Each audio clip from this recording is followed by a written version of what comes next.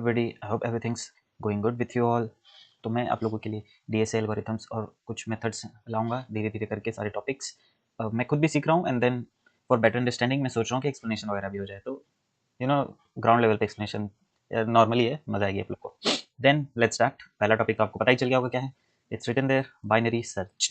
ठीक, तो binary search पे डायरेक्ट आंसर पहले कोर्स किसी एग्जांपल के थ्रू उसका आइडिया देना जरूरी है। तो आपके पास जैसे कि नोटों का स्टैक है, तो सबसे पहला 500 रुपये के नोट है, लेट्स से 10 नोट हैं, और फिर 200 हो गए। ठीक, इसी तरह से आपके पास 100 हो गया। ठीक, उसके बाद आप पे हो गया 50, और उसके बाद हो गया आप पे 20। हाँ चलो 10 या 20 जो भी 20 रुपये के नोट। तो आपको इनमें से, ठीक है, आपको पता नहीं है कौन सा क्या नोट है जब तक कि आप उसको प्रॉपर एक निकाल के ना देख लो। तो आपको एक एक करके पूरे 50 नोट निकालने पड़ेंगे, अगर किसी एक पर्टिकुलर, मतलब 50 नहीं तो 30-20 इतना तो निकालने ही पड़ेंगे ऑन एन एवरेज, कि आपको वो फाइंड करना पड़े। ठीक, लीनियर सर्च से अगर आप जाएंगे, जैसे आपके पास सबसे टॉप पे 20 के नोट है, आपको ये पता है, दिख रहा है, और लास्ट पे 50, क्योंकि वो सॉर्टेड ऑर्डर में है। ठीक, हमेशा बाइनरी सर्च के लिए जो भी ऑर्डर रहेगा एलिमेंट्स को, सॉर्टेड ऑर्डर रहेगा। तो हमको जैसे लेट्स से 200 फाइंड करना है, तो लीनियर सर्च में हम लोग पहले इसके 10 नोट, फिर इसके, फिर इसके, फिर इसके, तो टोटल लेट्स से 4 ट्राई, यानी कम से कम 31-33 है जो भी नोट्स है, उतने नोट्स निकालने पड़ेंगे। बट बाइनरी सर्च में क्या होगा, आप एक मिड एलिमेंट फाइंड करेंगे पहले, तो इन सबका मिड एलिमेंट क्या होगा, 100। अब 100 को 200 से मैच करेंगे कि ये हमारा टारगेट है, नहीं, लेकिन 200 जो है वो 100 से बड़ा है। ठीक, तो 100 से पहले वाले सारे एलिमेंट जो है उसको हम लोग सर्च ही नहीं करेंगे। 100 है वो सर्च कर चुके हैं, वो टारगेट के बराबर है नहीं। उसके बाद हम लोग इन दोनों के मिड, मतलब इन दोनों के मिड पे जाएंगे जो कि 200 होगा। ठीक, और 200 ही हमारा टारगेट एलिमेंट है। ये मात्र 2 स्टेप्स, यानी लेट्स से 10 और एक 11, 11वां नोट में, और ये 31st नोट। तो आपको पता चल रहा है इसमें टाइम कॉम्प्लेक्सिटी बहुत ज़्यादा ही कम है और स्पेस कॉम्प्लेक्सिटी भी कम होती है।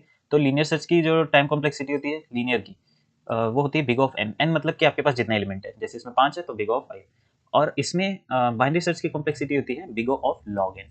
लॉग एन मतलब कि आप हर सर्च में, मतलब आप एलिमेंट सर्च को हाफ हाफ करते जा रहे हो, हाफ हाफ करते जा रहे हो टू फाइंड द एलिमेंट, तो लॉग एन हो गई। ठीक, अब बाइनरी सर्च में होता क्या है बेसिकली, ये तो आपको आइडिया लग गया कि मिड एलिमेंट फाइंड करते हैं और ये करते हैं, लेकिन फाइंड करने का फॉर्मूला पहले पता कर लो आप लोग। ठीक है, मिड इक्वल्स टू क्या होगा आपके हिसाब से, lowest lowest element plus highest element divided by 2। ठीक, तो ये फॉर्मूला वैसे एवरेज निकालने के लिए होता है और मिड एलिमेंट के लिए आप लोग, लेकिन ये मिड एलिमेंट के लिए ये फॉर्मूला सही नहीं है। क्यों? क्योंकि एक इसमें ओवरफ्लो की कंडीशन आ जाती है। तो इंटीजर, मतलब ये लार्ज वैल्यूज के लिए होता है ओवरफ्लो कंडीशन, इंटीजर की जो वैल्यू है वो एक्सीड कर जाती है। ठीक है, max value, integer max value वो एक्सीड कर जाती है इस फॉर्मूले के थ्रू। तो जैसे मैं उसको एक छोटे एग्जांपल से बताऊंगा ना, वो लाखों में वैल्यूज है तो वो समझाने में फिर, तो जैसे लो है आपका 40, और हाई है आपका 80, और आपकी मैक्स लिमिट है 100, मैं इंटीजर मैक्स वैल्यू। तो 40 प्लस 80 आप करेंगे तो सीधे सीधे 120 हो जाएगा। भले ही बाद में आप डिवाइड बाई 2 करेंगे तो 60 होगा, लेकिन ये 120 ओवरफ्लो हो जा रहा है। बट जो नया फॉर्मूला, मतलब जो मेन फॉर्मूला लगता है, नया फॉर्मूला क्या बता रहा हूँ, वो होता है क्या, low plus high minus low divided by, ये एच हाई, हाँ, डिवाइडेड बाय 2। अब इसमें अब देखें, लो यानी 40, ठीक, प्लस हाई माइनस लो यानी 80 माइनस 40। ठीक है, 80 माइनस 40 और डिवाइडेड बाय 2। अब 80 माइनस 40 क्या होगा, 40, 40 डिवाइडेड बाय 2 20, 40 प्लस 20 60। इसमें से भी आपको मिड एलिमेंट है, इसमें से भी मिड एलिमेंट मिलता है, मगर इसमें ओवरफ्लो की कंडीशन है ये 40 और 80 में, और इस फॉर्मूले के साथ ओवरफ्लो नहीं हो रहा है। तो गाइज आई होप आपको एक बेसिक अंडरस्टैंडिंग हो गई हो, और let me just clear the whole page. ठीक है, और अब मैं आपको समझाऊंगा कि इसकी 3 कंडीशन कौन सी है। ठीक, 3 कंडीशन है इसकी। सबसे पहले कि जो हमारा टारगेट एलिमेंट है, ठीक, एक टारगेट एलिमेंट होता है जो हमको फाइंड करना है, हमेशा इस एलिमेंट को सॉर्टेड ऑर्डर में करने के बाद ही काम करता है बाइनरी सर्च। ठीक, टारगेट एलिमेंट है, अगर टारगेट एलिमेंट आपके मिड एलिमेंट के बराबर है सबसे पहले, ठीक है, एरे मिड, ठीक, तो आपका मिड एलिमेंट ही, मतलब जो कि आंसर होगा वही वैल्यू होगी। ठीक है, मिड एलिमेंट आप फाइंड करेंगे उसके बाद, ये टारगेट एलिमेंट है, मिड एलिमेंट, तो वही टारगेट एलिमेंट हो जाएगा। मतलब मैं एग्जांपल के थ्रू बताता हूँ। तो सॉर्टेड एक एरे ले लेते हैं, 3 5 7 8 एंड 9।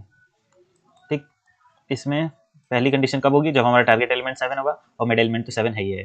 ठीक, अब दूसरी कंडीशन क्या है, जैसे हमको लेट्स से 5 फाइंड करना है। ठीक, target element, sorry, equals to नहीं होगा इस बार होगा target element is less than mid element. ठीक, टारगेट एलिमेंट मिड एलिमेंट से छोटा है, तब क्या होगा? मिड एलिमेंट 7 है, टारगेट एलिमेंट 5 है, तो हम लोग first half of the array find करेंगे, सेकंड हाफ पूरा ही डिस्कार्ड कर देंगे मिड। ठीक, तो इसमें क्या होता है जो, ठीक है, उसमें जो एंड होता है, यानी जो हाई होता है हमारा एंड या फिर हाई जो भी कह सकते हैं, वो हमारा मिड -1, मिड -1 को हम लोग एंड बना देंगे। ठीक, मिड -1 यानी ये 5, इसी को एंड बना देंगे, क्योंकि इसके आगे चेक ही नहीं करना जब हमको पता है मिड से पहले वाली वैल्यू है।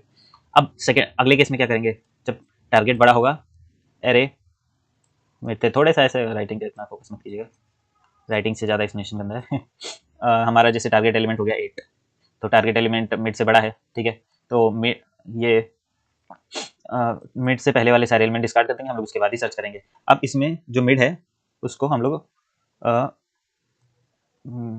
किसको, लो को, स्टार्ट को, एंड और स्टार्ट या फिर हाई और लो जो भी आप लेंगे वेरिएबल, लो को हम लोग मिड के बराबर कर देते हैं, मतलब मिड को लो कर देते हैं, ये वाला एलिमेंट लोएस्ट एलिमेंट हो जाता है, और फिर आगे सर्च करते हैं वहाँ से बिग ऑफ मतलब n-1 तक, एरे की लेंथ -1 तक, और इसमें मिड -1 को हम लोग एंड बना देते हैं, तो 0 से यहाँ तक सर्च करेंगे। ठीक है, तो ऐसे होता है बाइनरी सर्च। अब आपको मैं क्वेश्चंस करके बताऊंगा कि कैसे हम लोग क्वेश्चंस के थ्रू मतलब इसको बाइनरी सर्च को समझ सकते हैं।